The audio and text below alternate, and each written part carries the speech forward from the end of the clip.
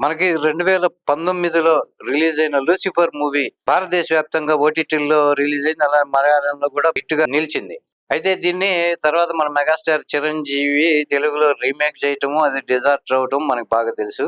అయితే 'Lucifer' already అప్పుడు ఈ ఓటీటీల్లో రిలీజ్ అవ్వటము అండ్ 2019లో థియేటర్‌లో రిలీజ్ అవ్వటం, అక్కడ బ్రహ్మాండం కలెక్షన్ రావటం జరిగింది మలయాళంలో.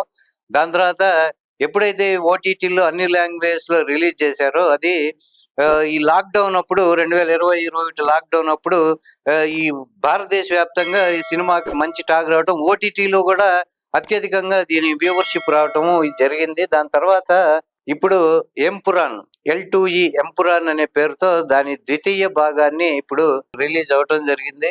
అయితే దీనిలో ఈ మూవీకి డైరెక్టర్ 'పృథ్వీరాజ్ సుకుమార్' ఉన్నాడు. అలానే మూవీని పిక్చరైజేషన్ కానీ, లేకపోతే కథను నడిపిన తీరు అది 'పృథ్వీరాజ్' ఎక్సలెంట్‌గా చేశాడు. మనకు 'పృథ్వీరాజ్ సుకుమార్‌ను' 'సలార్' మూవీలో ప్రభాస్‌తో పాటు పోటాపోటీగా నటించడం మనం చూసాము. తను మంచి యాక్టరు ఇప్పుడు 'లూసిఫర్' గాని, ఇప్పుడు ఈ 'ఎంపురాన్'తో గాని మంచి డైరెక్టర్‌గా కూడా నిరూపించుకున్నాడు. అలానే 'మోహన్ లాల్' ఇమేజ్ గాని, 'మోహన్ లాల్' యాక్టింగ్ గురించి మనం కొత్తగా చెప్పుకోనవసరం లేదు. తను అంతర్జాతీయంగా ఒక రకం మంచి నటుల్లో మంచి నటుడు. మన జాతీయ అవార్డులు కూడా 3 జాతీయ అవార్డులు సాధించిన నటుడు. ఇది ఈరోజు ఇక 'ఎంపురాన్' గురించి మాట్లాడుకుంటే ఫస్ట్ హాఫ్ అంతా పొలిటికల్ డ్రామాగా నడిచింది. ఇప్పుడు ఈ మాఫియా ఇది ఈ ఎబ్రామ్ ఖురేషి అంటే మోహన్ లాల్ గత చరిత్ర అన్నమాట.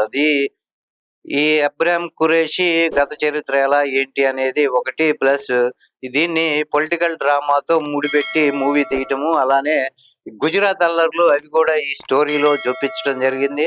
మూవీ చూస్తున్నంత సేపు కొంచెం పట్టు సడలకుండా నడిపించటంలో సుకుమార్, 'పృథ్వీరాజ్ సుకుమార్' ఒక రకంగా సఫలీకృతుడు అయ్యాడని చెప్పొచ్చు. ఇంక మోహన్ లాల్ యాక్టింగ్ గురించి చెప్పుకోనవసరం లేదు. ఈ మూవీని మళ్ళీ పార్ట్ 2ని కూడా మన మెగాస్టార్ 'గాడ్ ఫాదర్ 2' కింద ఏమో రీమేక్ చేసే అవకాశాలైతే ప్రస్తుతం లేవు. ఎందుకంటే 'లూసిఫర్' ప్రజలకి బాగా చేరువైపోయిన మూవీ. దాని తర్వాతే 'గాడ్ ఫాదర్‌గా' ఇది చూస్తే ప్రజలు దాన్ని తిప్పికొట్టడం జరిగింది. వాళ్ళు దాన్ని తిరస్కరించడం జరిగింది. సో, పార్ట్ 2కి జోలికి చిరంజీవి వెళ్ళడనే మనకి చూస్తే అనిపిస్తుంది.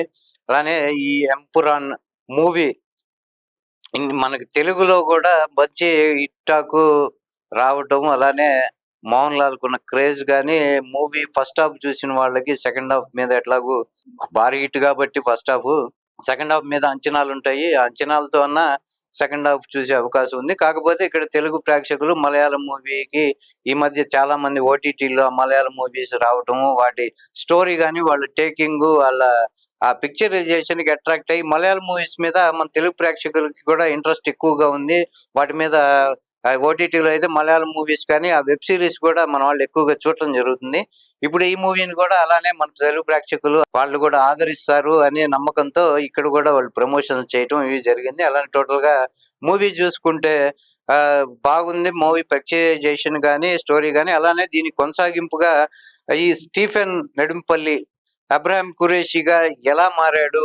దాని గత చరిత్ర అనేది మళ్ళీ పార్ట్ 2లో కంటిన్యూగా పార్ట్ 2, 3 ఉంటుంది అనేది లాస్ట్‌లో ఎండింగ్‌లో చెప్పడం జరిగింది. ఈ విధంగా చూస్తే మన 'ఎంపురాన్' అది మన 'లూసిఫర్' పార్ట్ 3 కూడా ఉంటుంది అనేది ప్రజలకి తెలియజేయటం జరిగింది ప్రేక్షకులకి. ఇంకా ఈ పార్ట్ 2 ఎంతవరకు మన కలెక్షన్ రాబడుతుందో చూసి దాన్ని బట్టి పార్ట్ 3 అనేది ఎక్కడి వరకు వాళ్ళు ముందుకు వెళ్తారనేది వేచి చూడాలి.